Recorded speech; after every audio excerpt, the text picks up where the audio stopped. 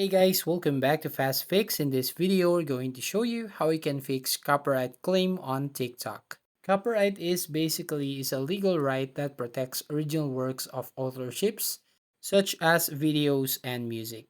Now, to fix this copyright claim, the first solution that you're going to do is basically communicate with that creator or original creator of that content. And then maybe you can talk about the copyright claim.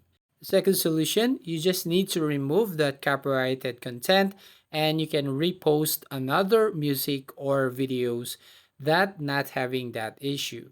Now the third solution here is by switching your account from business account into personal account.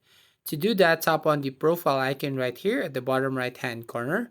And then you just have to tap on the three lines right there at the top right hand corner and then tap on settings and privacy.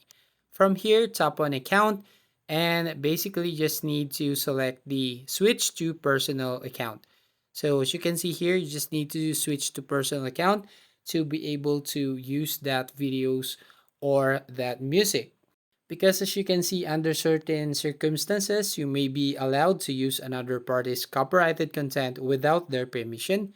For example, if the content is in the public domain or is otherwise permitted by law.